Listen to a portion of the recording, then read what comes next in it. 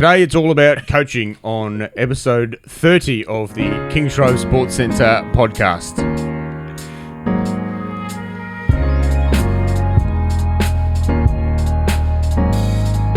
Welcome everybody to, as I said, episode 30 of the Kingsgrove Sports Centre Podcast, and today we've got the coaches in and we're going to try and help you improve your game. So it's great to have the coaching expert in, Hamish Solomons. Welcome. Morning, Stuart. Morning, Hamish. And of course, the current head coach of Eastern Suburbs Dolphins Cricket Club, Stephen Green. Welcome. Morning, Stuart. All right. So, as I said, we're going to talk coaching. We've got lots of questions from the viewers, which is great. So let's get straight into it. We might just warm up with a couple of nice, easy general questions for you blokes. Can't wait to sink my teeth into some of these questions. Before we get into some hard-hitting ones. Yep. Nigel W. I will say, before we get started, that I'm also Nick. here. Sorry, hi, Nick. Morning, Nick. Sorry, Nick. Hi, Nick. Sorry. Little reminder again from the corner. What about me? Again, I do it all the time. It's now our thing. I forget. You jump in. Yeah, that's all right. I'm sorry, mate. I'll just start off by saying that these questions have come in. If you noticed, last week I put out a very ambiguous question on social media about if there's anything you could improve about your cricket game, what would it be? Which made for good discussion on its own. But part of the reason we put that question out there is we'd like to take advantage of the coaching experience of these two specifically, and we use your questions as fuel to give some coaching advice from this episode of the podcast.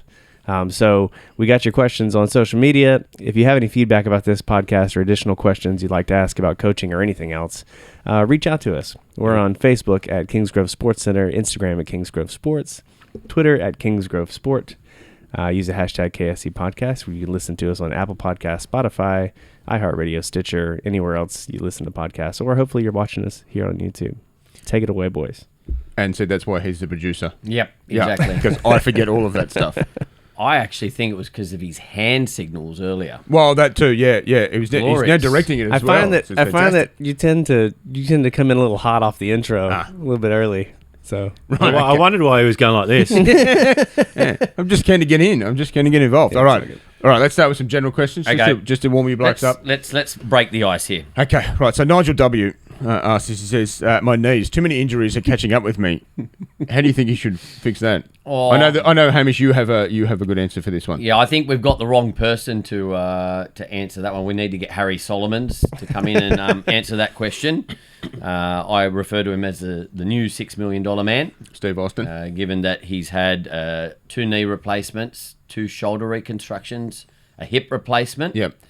Just maybe get in contact with Harry. He'll put you in touch with his surgeon, and you'll be as good as new. You'll be good to go. 72 years old. 72 years old, still playing cricket reasonably well. Yes, that's Saw him right. back the other day. I've given him a few sessions here and there, and he's hitting the ball well. I'd be happy just to be upright at his age. eBay. Sell your kit. Just watch the game. Can you get titanium knees on eBay now? No, just retire. Just retire. You've had enough. That's what you did, Steve. It's your body saying you're cooked. Listen to the body. Listen to the body. Did you ever listen to your body when you were bowling 35 overs in a day? That's a fast bowler talking. You were like, bowler, have a rest, greenie, get down to fine leg. No, the body eventually won and said, "No, you're done." That's a fast. Come on, we're supposed to be encouraging. You're not 18 not telling again. people to retire. No, you're done. You're cooked. That's a fast bowler. Pack your bags. All right, okay. eBay. Lucy EF81 wants to know how more power. I think that's a simple one. I was lucky enough to spend a lot of time in the women's department at Cricket New South Wales for a few years there. Who are you going to say, Maya? I felt like the great difference between New South Wales and some of the other states is the fact that Cricket New South Wales did put a lot of time and effort into strength and conditioning. Mm-hmm. So if you want more power, it's a simple one. Obviously, you got to learn right techniques and improve your timing. But if you are stronger, you will hit the ball harder. Simple as that. So no easy way around that one. You got to put in the hard work and get stronger. Eat better. Hit the gym. Yeah, diet and all those sort of things. There's a lot of 1%ers that will come into all these answers, but I think just there's one way straight to towards getting on top of hitting the ball harder, and that's getting stronger. Yeah. Rishi 710 wants to know how they can get better facing left-hand bowling and bowling to left-hand batsmen. Yeah, that's an interesting one. I don't... When you see people do drills, it's usually always set up and geared towards right-handed sort of stuff. So I think sometimes it could be as simple as, like, if you're getting some throwdowns, get some throwdowns from around the wicket, go a little bit wider, and start practicing and getting guys to change angles. And even when we're doing net sessions, invariably 9 out of 10 cricketers are right-handed. Yep. So you might go through 3 or 4 net sessions or bowling periods where you haven't bowled to a left-hander. Yeah.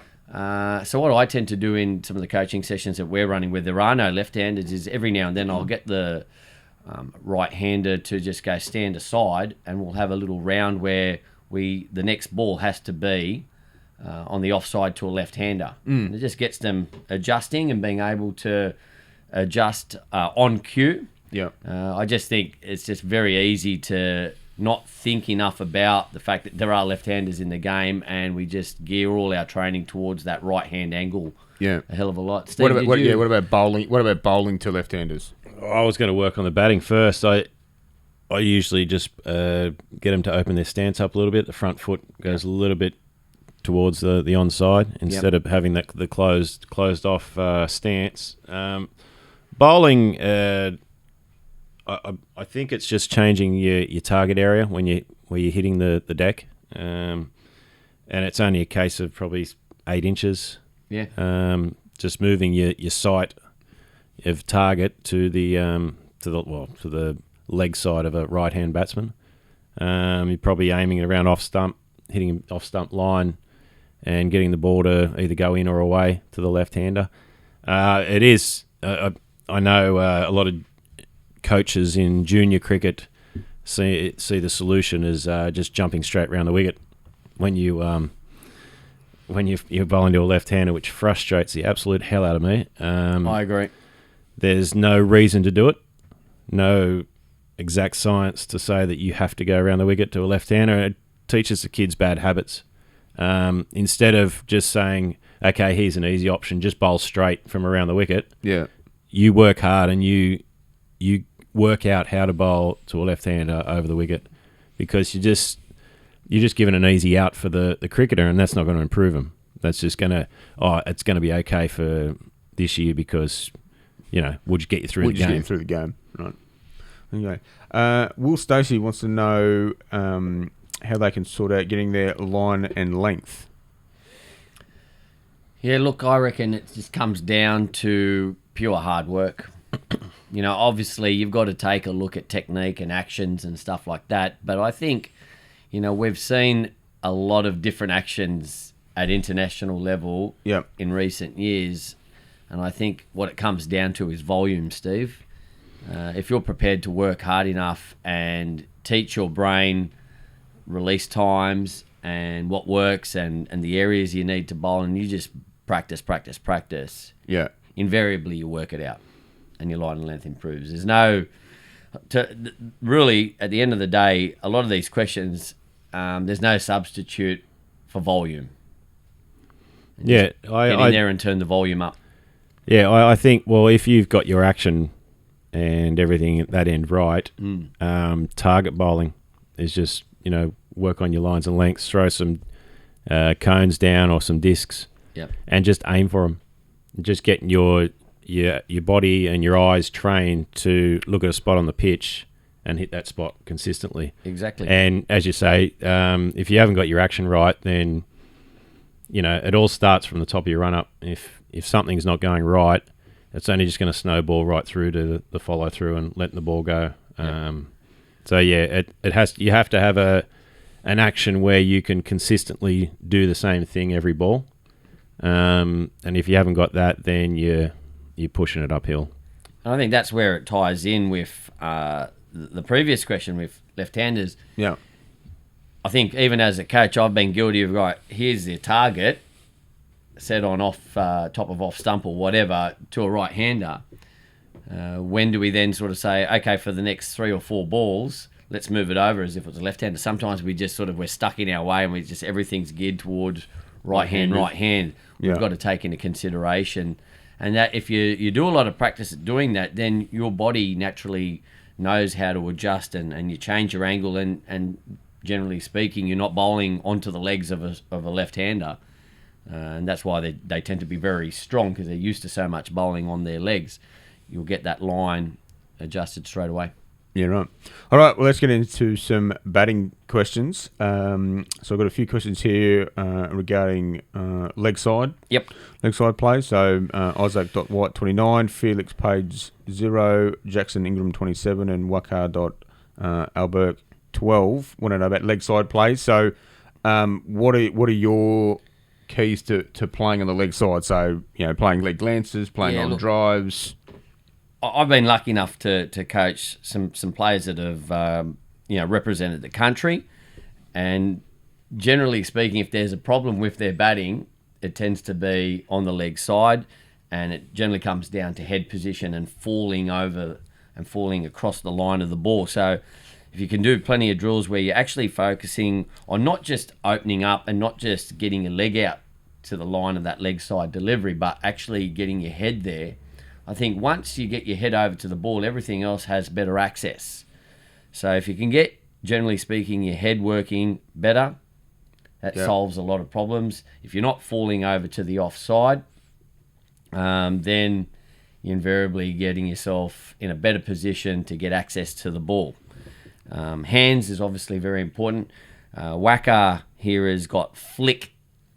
One of my coaching theories, don't call it a flick. A flick to me sounds like something that's not controlled. I prefer to call it a turn, where you're sort of probably playing your shot on the leg side with slower hands, and therefore you're taking that leading edge out of the equation as well, and getting a little bit more bat onto it as you turn the ball to the leg side. It all sounds pretty good to me. It was nothing worse as a batsman missing a ball down the leg side because it was, it's virtually free runs. They're not getting you out unless you get strangled down the leg side. Balance, and not committing that front foot to go outside off stump or anywhere else. Sort of wait for where the ball pitches and then make your move. That's an important one. Is actually waiting, pick up that line waiting first on the ball. This is an interesting one because obviously Steve and I played a lot of cricket together at St. George, mainly as bowlers.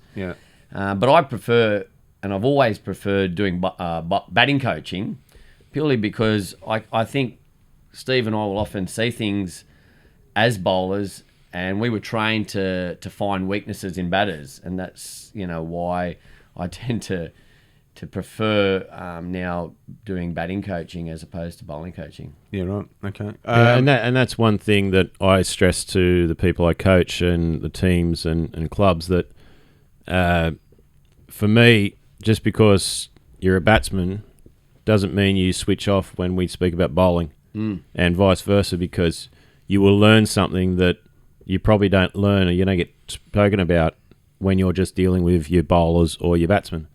So I think for any group or clinic you're in, listen to both sides of the story. Just because you think you're one doesn't mean you don't have to listen to the other.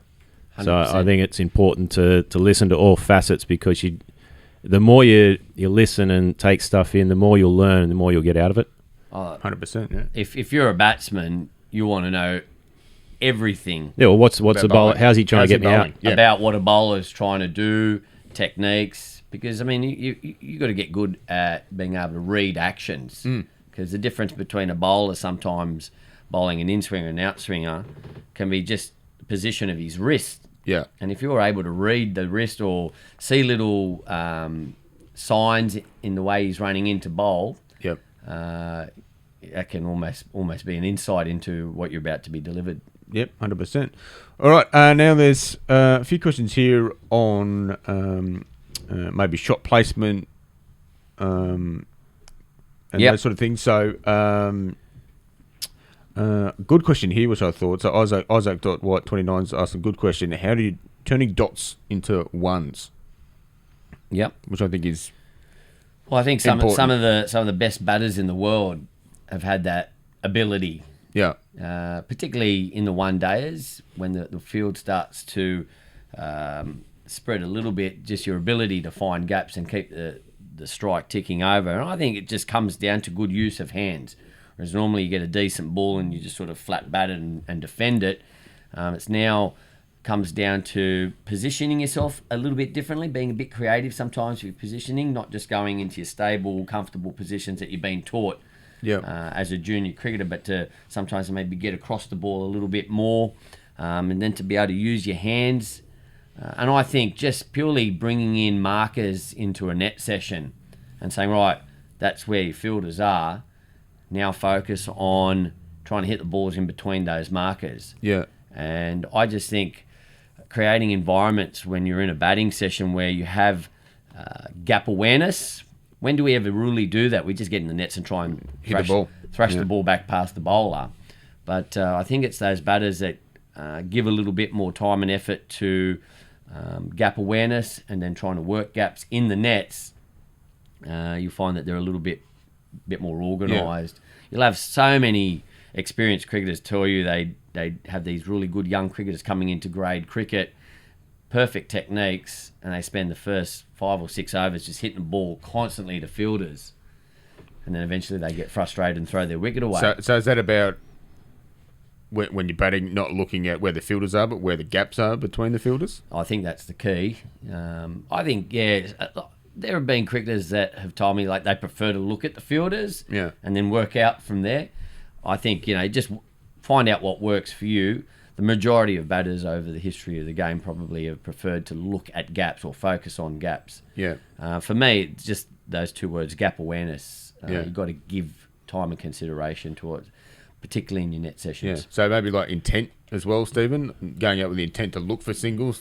I think so. I think a lot of young guys and girls want to go hard at the ball when they first walk in and really, make a statement that I'm here to take you guys down. And, there's nothing more annoying as a bowler. Like, we don't get happy by getting hit for 4 or 6, but nothing worse than just a batsman getting an easy single. And that's through soft hands. Work it, and then you get the fielders to come in, and that's when you push it past them and you get twos. So it's sort of how you manipulate the field as a batsman. It's all about soft hands, getting your angles right and a bit of wrist work as well, just so you can control the field. Where the captain doesn't want to put his fielders, he's eventually going to do it because you're getting runs by using soft hands or angles to get your runs. Who's been the best that you've seen in recent years at doing that? Steve Smith. Performing that. And Steve Smith, he you almost get the sense he can position himself anywhere. Yeah. Just to be able to manipulate a single.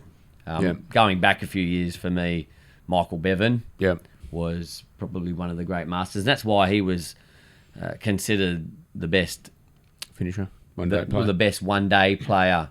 When there was a period where he couldn't make the test team, but he was considered the best one-day player in the world. And I think he just sort of honed that side of his game. Kumar Sangakkara was actually very good at it as well. When I found Kumar would come out quite aggressive, but then when the field dropped back, he was happy for 20 to 30 overs just to manipulate singles, pick up the occasional 4, and then pick up the pace in the final overs. Yeah, Graham Rummans from a grade point of view, and he played a bit of first-class cricket. He was superb at it as well. So this is a good question. You probably touched on it a little bit. So Sean A wants to know how to improve not going too hard at the ball early on with his hands. Self-control. Yeah, that is. There's no sort of technique. You just have to get in there and start to practice playing with softer hands.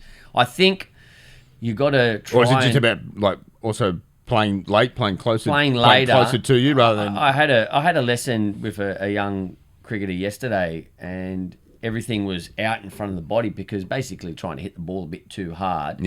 And not waiting on the ball. I know in England they have a bit of a theory of instead of waiting for the ball and hitting, they put it more like try and hit the ball under your eyes. Which is, it all means the same stuff essentially, but it's how terminologies. Your student takes it in or what they respond best to. But yeah, I think essentially, don't be afraid. It's very hard because coaching now is a bit different to coaching 20 or 30 years ago before there was T20. Yeah. Young cricketers are watching players come out and belt the ball from ball one, and they think that's the way it should be for them. But a lot of these cricketers that we're seeing belt the ball from ball one actually learnt to play with good techniques initially, and then this is a side of their game that they've honed. I think be patient, slow things down, learn how to time the ball, learn how to get power from actually playing with a good technique and hitting the ball in the middle of the bat, and then as you get better and better, you can start to work on that side of your game where you can go harder and faster. People say, oh, he plays with such nice, quick hands. I actually prefer to see a young player play with slow hands and learn to hit the ball to the boundary that way. And also, it could be a bit of nervous tension. When you first walk in, you're going 100%. hard, you want to get off the mark, you want to get a good start. I think it's, a few deep breaths and just relax and, get yourself into the game as opposed to, Bit of self-talk. Yeah. If you know you want to play with slower hands and you don't want to go so hard at the ball, then keep reminding yourself, make it a part of your batting routine, slow yourself down, wait. And then obviously the last thing you want to say to yourself as a part of your routine is to watch the ball. Yeah, all right.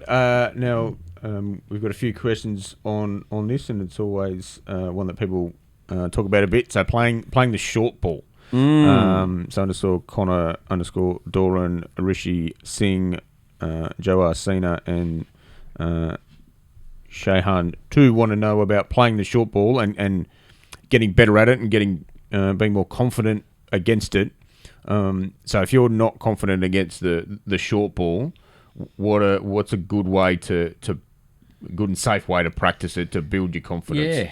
Yeah. This is an interesting one because sometimes as a coach, you don't want to do a lot of work on this because it's essentially quite dangerous, to get in there and set up a machine or get the wanger out and aim at someone, because you don't want to, number one, hurt your student and have the parents come at you going, why are you trying to, hit my child? Yeah.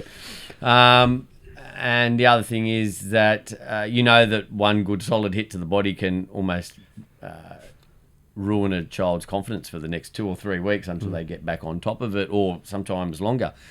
I've found getting in there and getting some faster stuff against tennis balls initially and just working on those instincts and improving those instincts to get back, not just to get back and play a shot, whether it's a pull or a hook or a defensive shot, but also to learn how to duck and sway out of the way of the ball, and also get your hands out of the way as you sway, because so many times you see someone sway and they'll leave their hands up. The movement of swaying sometimes puts your hands and your bat in a position where the ball can actually clip on the way through. So it's learning how to do it. So yeah, my initial advice there is get someone to peg some tennis balls at you. So if you do get hit, it doesn't hurt and you don't affect your confidence. Yeah. And as you're getting better at it, just, even at the cricket centres that I've coached at, including here at Kingsgrove, don't be afraid to get some tennis ball work happening in the bowling machines and really get it going at your body so you can start to build that confidence. When you feel like confidence and your ability is improving against the tennis balls, then you can start to bring some harder balls into the equation. So it's ever just like simple things like just underarming balls at around that sort of chest head level, just to. But start simple. Yeah. And build up. Yeah, down on one knee, probably where the ball would pitch. Yep. If you're replicating, if you're the bounce. facing it. Yeah. And targeting up near around the ribs and wherever you need work, getting it there and working out a way how you can avoid or get a run scoring shot out of it. Yeah. It's a tough one because you don't want to, you get a few hits and all of a sudden you're gun shy. And also playing a short ball, that includes ducking as well. So how to get out, how to avoid the ball is just as important as trying to hit it. It's interesting because we're talking about, potentially at a high level, a ball where the bowler is trying to bowl at the batsman. Now, we're born with an instinct to get out of the way of stuff that's going to hurt us. In cricket, we have to go against that instinct and basically position ourselves in line with the ball, generally speaking, to hit the ball and hit the ball well. So we have to overwrite that fear that's instilled with us all, that we're born with, that instinct. And you've got to learn to get yourself in good positions, generally speaking, in line with the ball. And so, start simple, do plenty of drills on it, and, you usually find it's quite an instinctive and natural shot to a lot of players, but then there are a lot of players who need the work. Yeah.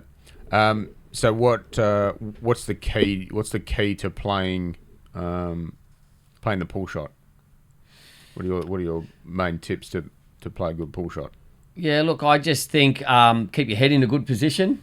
Yeah. Because quite often when you're moving around and it requires some fast movement, and particularly against the quicker bowlers, is that we can end up falling away as well or moving our head around too much. I just think if you can get around efficiently, and quite often you won't, we refer to it as a back foot shot, but at a higher level, there's no time to move back. It's about getting around. Just weight. It's more weight transfer than... Yeah, I just think, get your eyes watching that ball onto the bat as well as you can. Yeah. Hide low with the hands if you want to keep the ball down. And if you want to obviously try and get it over the infield, get your position changing and go from sort of more of a low to high position. Yeah. From a bowling point of view, Stephen, if you sort of, if you see someone that's not confident against the short ball, are you more likely to target them with some shorter deliveries? Me personally, no. Were you quick enough? I don't think Steve and I were quick enough to be like that. We left that to the blokes at the other end. They called mine a long hop, not a bouncer. Look, I think the important thing, like with all bowling aspects, is you don't want to overuse things too much. So if you see a weakness, you'd probably, you'd target it sparingly. You wouldn't just... sometimes you just see a bloke in all sorts of trouble and you just pepper him. But most of the top line batsmen, if they've got a weakness in there with the short ball, you don't go hard like constantly. You throw it up, every now and then just as a shock tactic. They'd get them... From my point of view, I'd get them on the front foot, get them comfortable trying to play through there, and then, it's a surprise tactic. A good bouncer is just as good as any other ball, a wicket-taking ball, if done right. Yeah. I think horses for courses, naturally. But if it gets to a level where you're just bouncing them and they're just ducking, then they're winning. Yeah. Because they're just doing it easy. They might look ugly doing it, but you're wasting some serious energy and nothing's happening. Bit of Steve Waugh style when he decided to put the hook shot away. Yeah. Yeah, you got to know your... Took a couple on the body, strengths. but yeah. You got to know your strengths, and Steve Waugh was a very interesting case where I think as a junior cricketer he did play, but he realised that Steve Waugh wanted to bat for as long as possible because he knew that whilst he was out there, he was able to score runs, and he felt that perhaps the pull shot was maybe a little high risk for him, the angle of the bat as opposed to full face. So he put it away. All right, a couple of general questions. James Stuart Gray wants to know how we can get better at blocking Yorkers. Yeah, there's no technical way to play a Yorker. Long blade. You just drop your bat and dig the thing out. Yeah. Maybe get someone to, underarm you some deliveries. But it's a strange one because what really is a Yorker? Is a Yorker a misjudged full toss? It's a ball that was bowled a little bit quicker and surprised us. It's an interesting one. I think it's reflex. Yeah. It has to do with the batsman's reflex, because normally you're expecting a ball to be in a certain area, and with a short ball you've got a little bit more time to react where it is. But that ball you're expecting to bounce, a lot further down than a Yorker, and that's that split second where you can't adjust to where it's actually going. I think that's. You see it with beamers. A batsman's looking at a certain area on the pitch for that ball to bounce, but all of a sudden it's not bouncing. Yeah. And I think it's the same thing with Yorkers. It's just, I haven't picked this up. Yeah, it's been misjudged. Basically, and a real quick Yorker, and I don't think too many people have. If you can get something on it, that's a win. Yeah, yeah. Just got to keep it from the stumps, really. Yeah, yeah. From a bowling point of view, do you think the Yorker is not used enough? 100%. Yeah. And I think there's little things, especially in the T20s. You got blokes doing ramps and all sorts of these weird, wonderful shots, and then it's hard to set a field when these new shots are coming. It's sort of okay. A captain's got to think outside the square and go, all right, where do we put these fielders? Where are you going to bowl? Yeah. Number one, and number two, where do you want these fielders to stop runs and also take wickets? Yeah. But definitely a Yorker, and a Yorker doesn't necessarily have to hit the stumps. It could be wide of off stump as a dot ball tactic. Yep. Stopping someone trying to hit it over into cow by bowling, a foot outside off stump, just inside the tram lines. Just little things like that. It's a very underused ball. Yeah. Even in like longer form cricket. And there's a skill to it, because if you miss it either way, you could be in a bit of trouble. So, yeah. Get your toes out of the way. Yeah, that's a good way to. Because if you don't, you won't be playing cricket for a few weeks. That could hurt. Jack Bev 06 wants to know how we can get better at batting for a long time. What are your tips there? It's an interesting question, isn't it? Practice not getting out. Yeah. So it seems like a pretty general answer to that one, but you see sometimes cricketers get into the nets and they're working a whole range of things, and sometimes you see them just basically practicing bad habits. Yeah. Sometimes I just say simple, keep the game simple, get into a net session, and instead of trying this and that, see if you can last a whole session without getting out. Yeah. Try practice actually not getting out, because if you've got a long format game coming up, and you don't have to practice your aggressive game or whatnot. Sometimes you just need to get in the net, simplify, and try and compete against the bowlers that are bowling at you, and make a stance and just not get out. Yeah. What about it? Is there tips to improve concentration or make that concentration last? There's a section coming up, so we'll touch on that further. But obviously, getting your mind right. Like if I look back to my major issues in cricket, it had to do with getting out purely because my concentration let me down.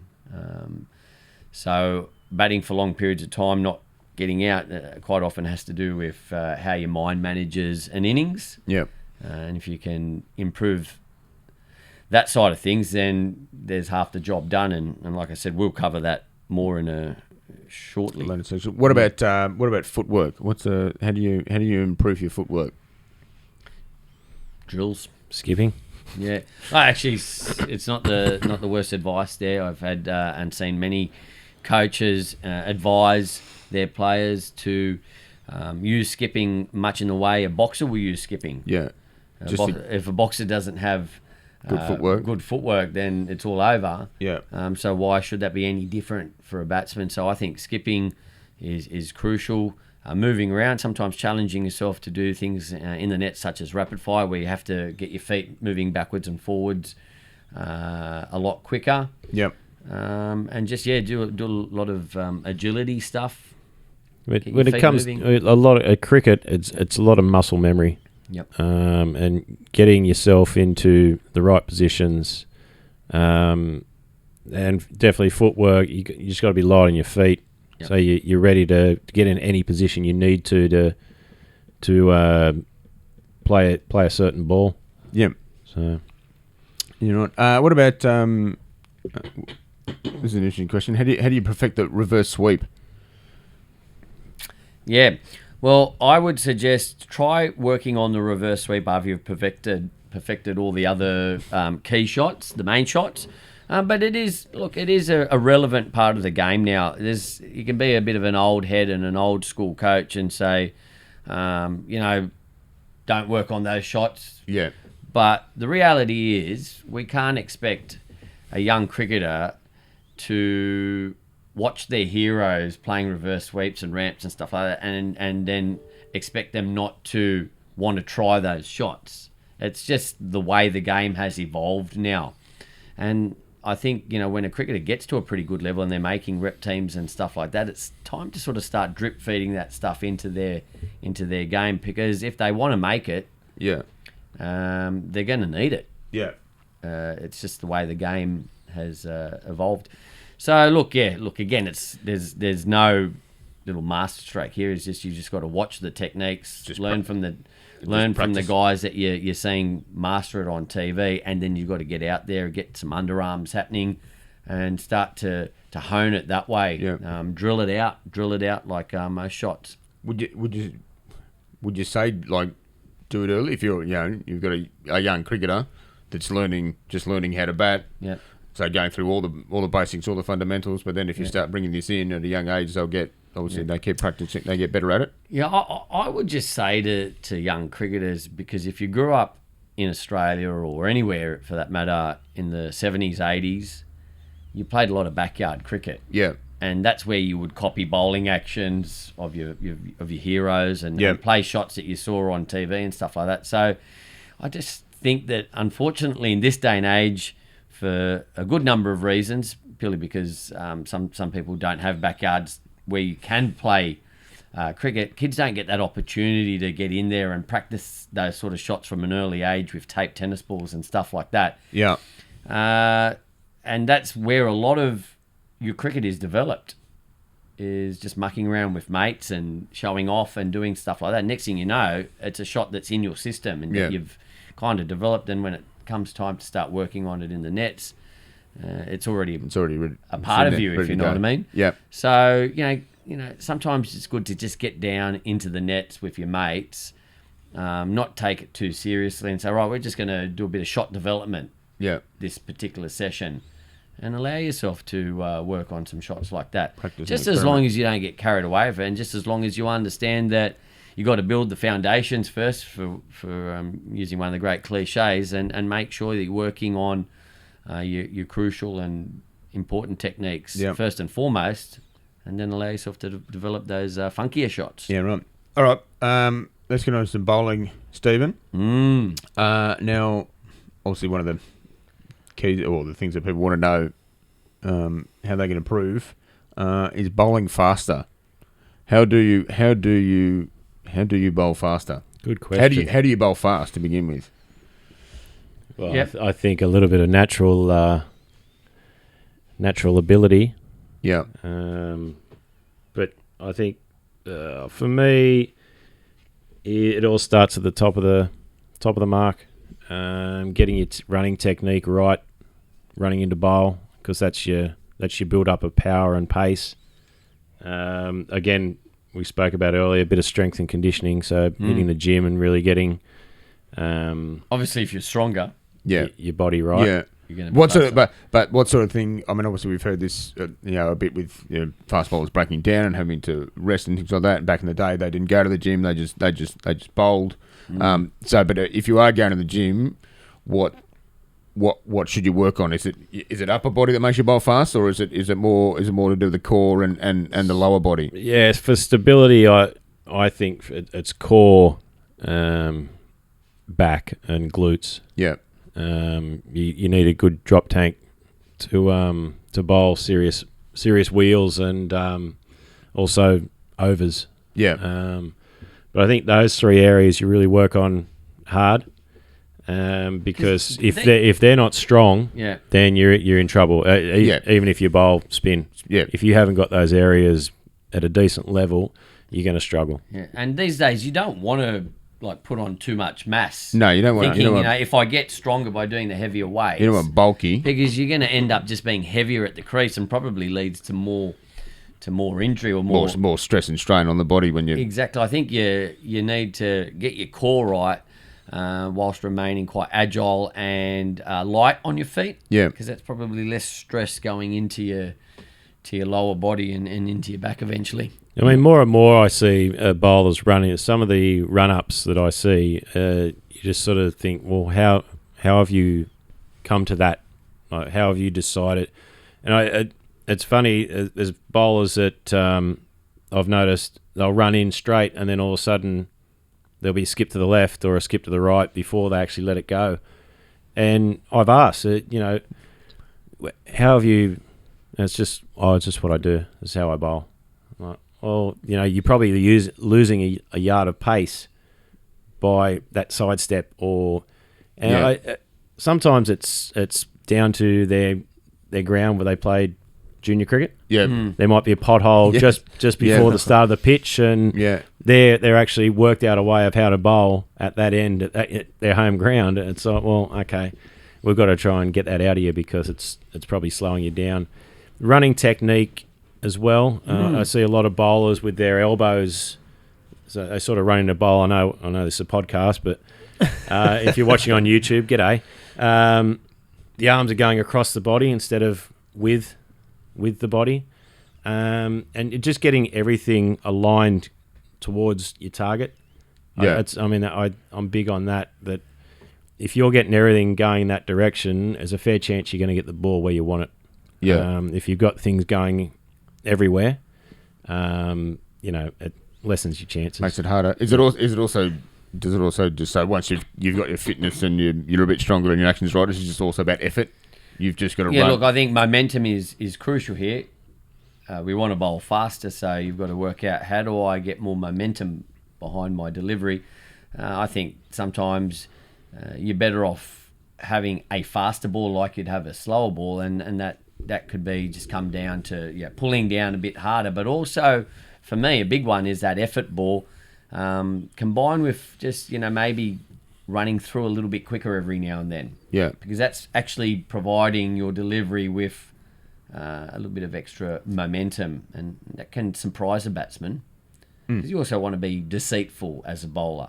Yeah, you don't want to sort of be so obvious that I'm just bowling fast to every ball. I think you want to make sure that you use a faster or an effort ball wisely. Yep. Well, it's not fast bowling's not easy. Otherwise, everyone would be doing it. Yeah. So I think you just got to work hard and you got to want it. Yeah. That's it. There's got to be something there that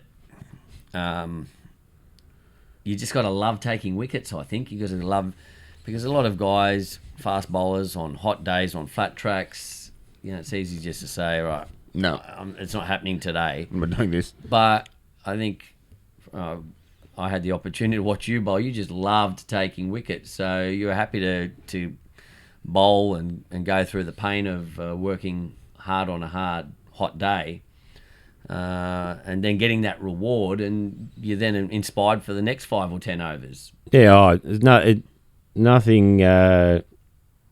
There's nothing better than getting a wicket on a really flat deck. Yeah. You take a lot of wickets on decks that are probably in your favour at times, but a hot day and you get 3 or 4 wickets, and like everyone knows that it's a tough conditions and these blokes should get 300, and if you stop that, there's nothing more satisfying than walking off the ground saying, okay, batsman, now it's up to you. Yeah, exactly. Yeah. The other thing is, you get a wicket, everyone runs in and celebrates as if, actually, it's a better celebration than when you get 100. Yeah. Because your teammates don't run out in the field when you get 100 and pat you on the back, but every time you take a wicket, you get a pat on the back. back. Guys sometimes pat on the bum too. Well, if you're lucky. Now, another thing, Stephen, you were renowned for, how do you bowl the outswinger? Ooh. Simply, so for instance, so someone's watching this or listening to this and have absolutely no idea how to bowl an outswinger. How do you bowl it? How do you hold it? What's the ball got to look like? What are you got to do with the ball? Yes, for starters. What size should the rough side go on? So where the shiny side? Yeah, you got the to a righty. You've obviously got the rough side on the left side. Yep. The shiny side, which has happened because you've actually put a lot of elbow grease and effort into shining the ball. Yep. That's just crucial, but it's underused and underrated. Looking out for the ball. It's actually putting that extra effort in for 10 or 15 overs extra before you give up and decide to go reverse. Yeah. It's just try and get as much as you can with natural swing before you go the easy option. So with a ball swinging, normally it swings towards the rough side. Seam wise, if you have your fingers pointing straight in the middle of the wicket, you're probably angling that seam to about first or second slip. And you're not trying to push it that way. A lot of bowlers trying to bowl out swing will sort of help, guide it that way. You want the ball to do the work, and you're trying not to change your action, your wrists, because you want the ball coming out. Well, from a batsman's point of view, you want that ball looking the same every ball. Yeah. But you could be doing different things with it. So really ripping down the back of the ball, keeping straight down the back of the ball with the fingers, and hopefully it goes that way. There's a lot of factors. Working together. Some balls don't always swing. Your action. If your action's not right, then you're not going to get the ball to swing. And we've harped back on this for all podcasts, that it all comes down to the way you actually do something. Yeah, is how you get the outcome in the end. And the action is very important. And wrist, for me, getting that wrist and really ripping down the back of the ball will give you as much chance as anything to get that outswing going. Yeah. Wrist and fingers providing seam control. If you can get that seam staying up, basically to stand upright and go down, and then if you haven't learnt the art of controlling that seam and you deliver it and the seam's wobbly, well, you're not getting the same level of movement. And then essentially for the in-swinger, it's just the opposite. Turn the ball around the other way, point it, angle it, don't angle it to the slips, angle it more down to fine leg-ish. Yeah, probably, leg slip. Yeah. No, I must admit, I was more of an in-swing bowler, and I'd have to manipulate my action a little bit more, so I should have been fairly easy to read between my in and out swinger, but in saying that, I wasn't in a situation where I was playing pretty much the same guys every week. Yep. So that element of surprise was sort of there. But yeah, sometimes you have to change your action a little bit. That's probably the difference between a pleb like me playing sort of grade cricket and someone playing at a higher level where their actions can sort of stay relatively the same, and it's just a little tweak of the wrist and stuff like that can be the difference between their rowdy and in-swinger. Yeah, well, I mean, that's in an ideal world. I was talking an ideal world. Yeah. But, you can change your action. I'm not saying don't, but you're probably going to have to change it. And then over time, they could all blend into that, close to the one sort of looking action. But keep that seam up. Got to keep the seam up. Because you can also then get the ball working off the deck as well in regards to cutting the ball. Yeah, maybe just watch a bit of Jimmy Anderson footage. Jimmy Anderson, who was the master, Glenn McGrath, hitting the seam. Or hitting the seam. He tended to hit the seam and cut it, not so much swing it. Jimmy will tend to get it to swing. All right, let's maybe talk about probably the other one of the other important parts of the game, the mental side of the game. Lots of questions about. I was actually pretty surprised and pleased to see so many questions come in about mental. Because, we've talked so many times about how much cricket can be a really mental game. Yeah. So, it was cool to see a lot of people came in with questions about. Essentially, cricket is probably the closest match to chess, but in a physical form, if you know what I mean. Yeah. It's so strategic and tactical that if you don't have that aspect right, being your head and your mind, it's going to be a tough game.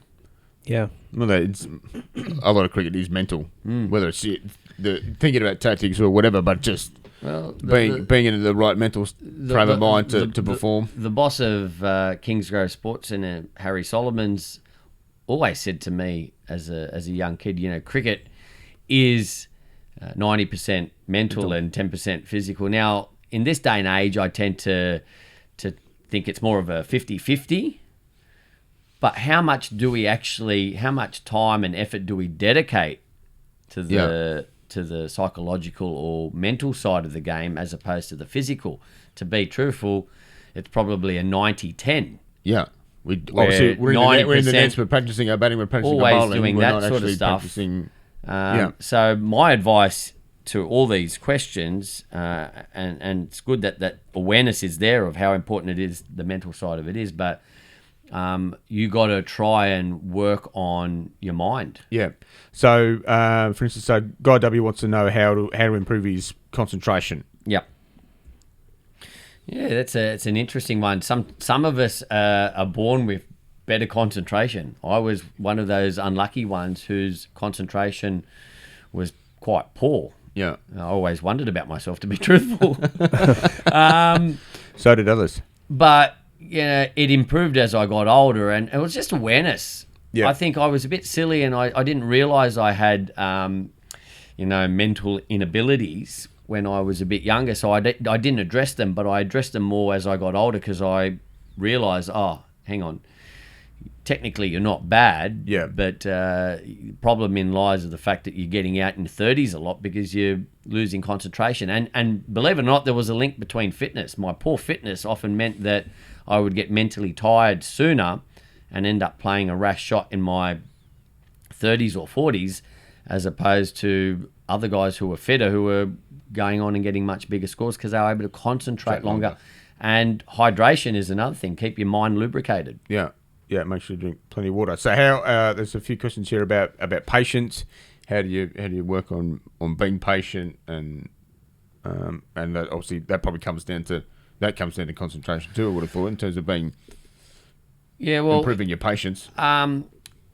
I think I might have been one of the first club coaches at St. George to get the help or seek the help of at the time, we called it a sports psychologist. We now refer as mind enhancement. Yep. And to actually get one of those coaches a part of the coaching structure.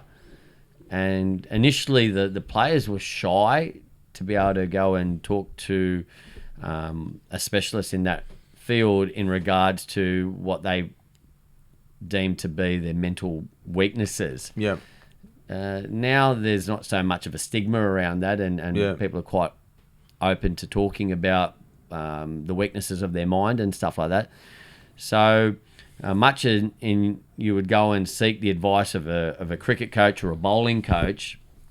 Don't be afraid to get out there and talk to someone that can help you with your mind, because they will often have training drills that you can do to help you. Yeah. Much in the way a batting coach will give you training drills to help you with front foot technique or whatnot.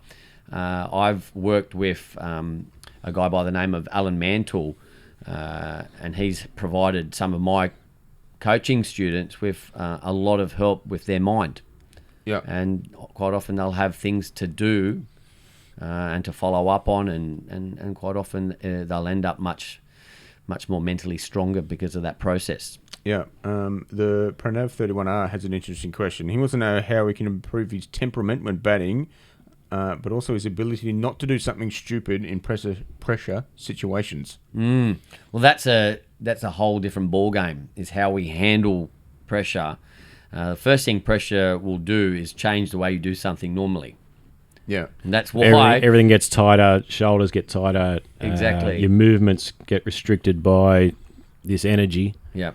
It's just about, I find that you got to take each ball by ball. Yeah. So as soon as that ball goes, forget about it. If you've done something wrong, or think about it, what can I do better? That's it. Throw that away. You're not thinking about that again, because as soon as you build this build up, and that's what it is. I find as a bowler, I'd love to be bowling these days, because batsmen lose concentration, lose focus, because if you bowl a few dot balls, all of a sudden they feel this pressure that, for me, I think, well, if you block me out for another 3 balls, I'm off. Yeah. Someone else is coming on. Yeah. So I think they get lost in their own sort of thoughts that I've got to score runs here, and that's where the risky shot comes out. Whereas you just got to be patient, and when that opportunity to score runs is there, take it. Yep. Again, patience is, some people just don't have it naturally. Yeah. But it's something you just have to just sort of just break things down and say, okay, is it really that bad? Are we in that much trouble? Yeah. Cricket in any form, even T20, there's plenty of time if you look at it. If you look at it, if you just have a clear mind and say, okay, I've got this many balls for the rest of the day. How can I go about doing what I need to do in that many balls? Yeah. It's just sort of, you've got to be focused on what you can do with the amount of time. We've always got more time than we think on the cricket field. And it's just finding a way. And Alan Mandle's he's an unbelievable sports psych. And just talking to someone like that will get your mind thinking in the right way, not straight into panic mode. Yeah. It is just literally trying to get your focus out of, panicking to just a nice calm, okay, let's all just take a step back here. This is what we need to do. They'll often teach you a process of how to handle pressure situations, and putting yourself in a different situation. And I think sometimes you just always got to remember too, you're playing a game. Yeah. Sometimes the result doesn't go your way. You just got to remember, it's just a game. It's just a game. At the end of the day, it's just a game. And, you've just got to learn a bit of resilience. And if you didn't, win this game, life goes on. Life goes on. It doesn't matter. Learn from it. Learn from it. And come back. Well, that's the thing. You've got to, in any situation, whether you succeed or fail, try and learn a lesson out of it so that you're better next week. When you get in the same situation next week, then you may not be panicking because you remember what happened last time and what you can do, what you did well or what you can improve I think on. cricketers have got to be prepared to sort of analyse a lot more what's happening in their game so they don't make the same errors over and over again. Yeah. If you don't win, you learn. Yep. Yeah. It's not winning and losing. If you don't win, you learn. Yeah. 100%. Yeah. Yeah, you learn. All right. Now, surprisingly, we didn't get a lot of questions on this. Yep. Which was fielding. I think I actually know he's in my Green Shield squad. Matt Heald, I believe. I'll ask him this afternoon. He should be at training. High catching. I'll tell him this afternoon. We can move on. Look, it's you do your work before the ball comes down. So get into position real quick. Yeah. Get your head still. So get into that position, hands up, because I see a lot of fielders go low with their hands. As soon as you make a mistake with low hands, there's no comeback. That ball's going to hit the ground. Yeah, difficult to try and take the ball below your eyes. So get your hands nice and high, and get set. And you can't always do these things, but in a perfect world, when the ball's gone up, you get into position real quick, get under that, high hands, and head still. Yeah. Because the biggest problem? What's that? The biggest problem is when you've got time and the ball's up there and you just, this image comes in your brain of you dropping it. Well, that goes back to the point we were talking about before, Hamish. Yeah, exactly. You need to be positive. Positive self-talk. Yeah. But how many times you've been under a high ball and then you just see yourself in your mind, the vision of you dropping it, and you just go, where did that come from? Go away. Go away. Go away. Imagine yourself catching it. Yep. And obviously, practice. And do the drills at training. Keep your eye on the ball. Yep. And get your fingers and get your fingers in the right position, please.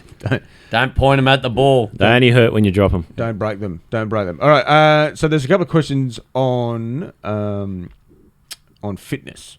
What I'm not qualified to answer any of these questions. I don't think any of us are. Don't look at me. I don't think any of us are. But this bloke used to turn up to cricket with KFC. Yeah. No, that was at lunchtime. But obviously, fitness is important for cricket. Like you mentioned before, you said when you weren't as fit, you lost your concentration earlier. There is a link.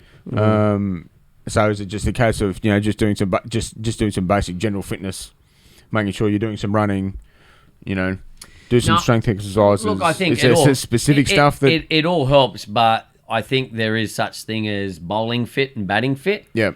And for that, there's no substitute to just getting in there and batting and bowling a lot, which is tricky because, sometimes we have these restrictions on bowlers. But I always found out or realised that my bowling sort of kicked into gear around the third or fourth game of the season because I was a bit lazy. So I waited until I sort of naturally got match fit or whatnot after a few big spells and struggling in the first few games, but I'd wasted a couple of games by then. Yeah. So I think, you just got to get in the nets and you got to, do the extras. You got to get out there. But, I don't think necessarily going for big, long runs is going to help you with your bowling fitness. I think, you got to understand that bowling fitness is about going hard and you're putting a bit of strain on your body and then you have a little walk and then bowling again and then you've got 6 balls break. So I don't know what they call that sort of fitness, but a lot of stop-start. More interval sort of stuff. But it's still good. It's still good to have a good baseline level of fitness. Yep. So if it is maybe going for a decent run during the week, but then also doing then some more bowling specific stuff, so some more interval training. Well, I mean, cricket is a lot of interval work. It's you're either running a single or you're running a 2 or you're running the boundary coming back and then you're doing it's stop-start. Yep. So interval training probably is a good way to improve your cricket fitness. Yeah. I just think, there's a movement now is just to get out and just do more. I mean, if you don't like jogging, Don't do it. which I never did, there are other ways to get fit that are far more enjoyable. Go and sign up and play a touch bit footy. of Oz tag or touch football and get your fitness from doing something that you enjoy. Bit of five-a-side soccer or something. That'll assist in I guess improving your match fitness for cricket. Yeah. I'm curious because I'm looking at current events here on Instagram and kind of going back to mental health some. Yep. We know that Glenn Maxwell recently recused himself from cricket for a bit, taking a little bit of break for his mental health. And on Instagram just now, while we've been recording the podcast, there's news that Will Pucovski has just done the same. Yep. Decided to take a break from cricket for mental health reasons. Yep. So with those current event topics, would you guys have comments on the importance of taking rest or breaks from the game for mental health, or keeping yourself in a nice, healthy frame of mind? That's very interesting on the Will Pucovski thing because I was watching the Australia A game yesterday. Yep. And they sort of picked up that he was talking to Justin Langer. Right. And, he's in good spirits, is all kind of happy, and apparently Marcus Harris came over and, gave him a high five. So they were sort of thinking that maybe he was he might have been actually picked in the team. Right. In the test team for the first test. So possibly if that's the case, that could be an interesting development if he's now decided that. Well, he's asked not to be considered for selection, I believe. That's that's right. That's exactly right. Look, it's a real tricky subject now, unfortunately. I just think first and foremost you've got to address these things, and we probably were hoping that he had addressed them. It just goes to show now it's easy for us to make comments, but we're not in his shoes. No. And here's a guy, cricket is his career, and failures affect them differently because sometimes if you have a couple of failures, next thing you know, you think, oh, well, my career is in jeopardy here and I'm not going to reach the goals that have been sort of pinpointed for myself, by myself or a family or whatever. It's a real tricky situation, but I think, again, it comes down to the fact of the matter is that you can't be consumed by the game. Yeah. At the end of the day, even if you're playing at professional level, you've got to understand that quite often you fail more than you succeed. And unless you're able to deal with that, cricket is probably not the right game for you. Well, because if you think about it, most sports may not be for you if we're looking at it from a sporting aspect. But any other sport, particularly batting, yeah, it's just one error and you're sitting down. Yeah. Whereas if you're playing any other code, soccer, football, basketball, one error can be forgotten in a second, and you get on with the game, and Yeah. you can do another 15 or 20 more good things within the next few minutes. Yeah. Well, I know there's a good quote. It's an unforgiving game. Yeah, there's a good quote from Michael Jordan, who Yep. people obviously think is the best basketball player ever, and he sort of said, like he's missed more shots than he's made. He's missed more game winners than he's made, and you only tend to remember the big moments, the ones that he wins. So Yeah. you have to realise that you're more likely to fail Yeah. more often than win. Yeah. So you have to, and people sort of Kevin Peterson also sort of says as a batsman you have to understand, you have to be prepared to get out. Yep. So And you have to, if you can sort of make peace with those sort of things, then that Yeah. obviously helps free you up a little bit. And There's probably no sport in the world where you see kids cry coming off the field because they've just been dismissed. yeah, That's a part of the game. And you know what? For all the issues that we have with some players dealing with mental health issues because of the game and because of other things, there's probably no greater sport that builds resilience in young people for the rest of their lives. Yeah. If I probably considered myself to be a little bit weak in various areas growing up, and I'd like to think that cricket has helped me a hell of a lot in those areas growing up. It's a bit of a double-edged sword, I suppose, the game of cricket, in that it can build some wonderful qualities in you, but it can also expose could take some tolls. weaknesses, and it's just learning to deal with them, I think. Yeah, it's not good, but what batsmen have got to realise there's not too many people out there that have got more not outs than outs in their career. So. Yeah. Except for Stephen. Well, that helps if you bat at 11. Yep. Yeah, difficult batting at 1. But obviously, we would say that if anybody is... He was a good 11. He was a good 11. If anybody is struggling, obviously, with their mental health, please go see someone about it. Reach out to someone, talk to someone. It's much better for you to do that rather than try and keep it bottled up and it causing more problems later on. All right, well, we're probably coming to the end of this, but we probably want to get to a couple of... there are a couple of important... questions, probably the most important questions I think that we need to deal with. So the grade cricketer, Yep. I'm not sure who those guys are. Shout out to Sam and the boys. Boy. One of the most loyal supporters of Queensgrove. I'm just kidding. Yeah, Sports Centre? I'm just kidding. They want to know how they can improve their ratios with throwdowns given to throwdowns received. Yep. Yeah. That's crucial. It is, yeah. You look at someone if you're going to be a high-level batsman, you've got to manipulate this situation. You go first. You go first. Yeah. Simple as that. And then you've got to time it. So you put your name down to bat and you say, we'll do some throwdowns. Yep, no worries. Yep. So we go over there and then wait till the net captain calls out your name. Yeah. Sam Perry. Go on. Off we go. Okay. Yeah. He's in the net. Sorry, mate, I can't give you throwdowns. I'm done. I'll get you next time. I'll get you. Yeah, stories of but you got to manipulate it. It's Michael Hussey just spending a 3-hour training session and doing 2.5 hours worth of batting and throwdowns, just manipulating it so he could just keep on batting and batting. Yeah. And at the end of the day, you're turning up the volume if you're doing practice that. So makes good perfect. point there. Yeah. No, also... But who's a fan of giving throwdowns? Not really. No one. Not really. No one. Not really. I will give them, but I do tend to... Yeah.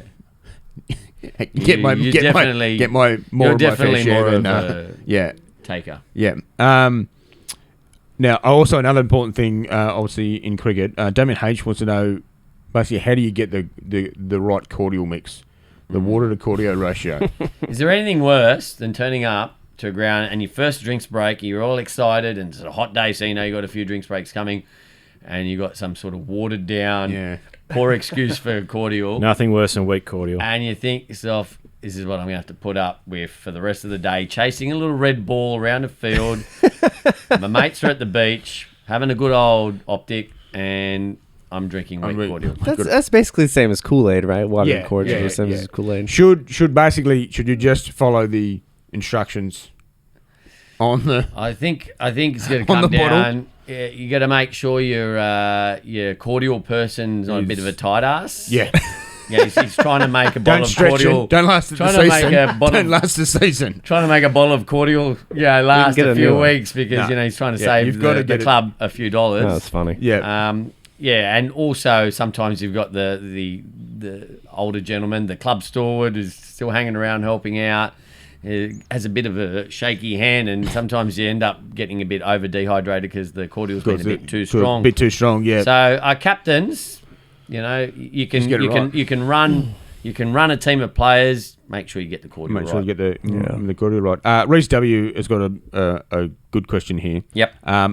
Having the ball hit his thigh pad and not any bare flesh, which inevitably does, no matter how big your thigh pad is. That was one of the most enjoyable things at training when you just get a nice off cutter and you hit the bloke just between the thigh pad and the pad. Yeah. And just watching them squirm. There's nothing better. Yeah.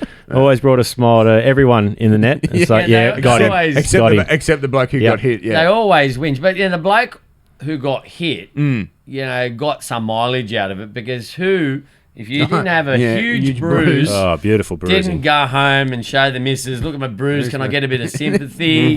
And then you show your mates, look at me, mate, look how... Even how though tough I am. he didn't tell anyone that he cried when he got hit, but now look at my bruise. How strong and tough am I? Yeah, that's right. Yeah. Use your bat. Use it, There's my advice. Buy an expensive bat so you're more compelled to use it. There you go. And you right, fair enough. keep people like us off the streets at the same time. Yeah, keep us employed. Now, there's a question here by a gentleman by the name of Gus Warland. Oh, I'm not sure if anybody knows who Gus Warland is. I think of course we do. Yeah, the guy that used to sit in front of me at the football stadium. That guy. Yeah, watching the Roosters. Right. He kept getting in the way. He kept standing up. I think he's a cricket tragic. Sit down. I've got to say, firstly, congratulations to Gus Wallen. He's just finished up at Triple M. Really enjoyed on breakfast. He's doing the Dead Set Legends on a Saturday. Yes, really enjoyed listening to him on the way to work for many years. But his love of the game cannot be denied. And I watched an episode of the recent release of the new series, I guess you could say, of the Cricket Tragic. Yep. Very entertaining. Very entertaining. Well done, Gus Wallen. Also, just on the previous topic we were talking about, he does fantastic work with men's mental health. Yes. With Gotcha for Life. Gotcha for Life, yeah. Well done, Gus, on that. But he wants to improve his all-round ability. Yeah. Any Just tips? one word, ability. Any tips, Hamish?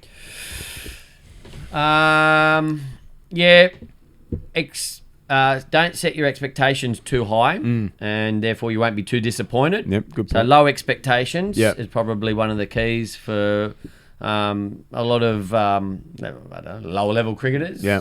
Don't have high expectations. No. So therefore, if you hit a boundary or end up not out one day, you can celebrate harder. There is a grade for everyone. There is a grade. There is a grade for everybody. Believe me, Yeah. there is a grade for everyone. There is a grade for everybody. Yeah. All right. Well, I reckon that's a good note. probably a nice one To finish off. Thank you once again to our This coaches. is our longest podcast yet. Yeah. Oh, really? I think it is. Hopefully everybody gets something out of it. Lots of good tips there. But basically, it just comes down to hard work here's and a practice. Tip.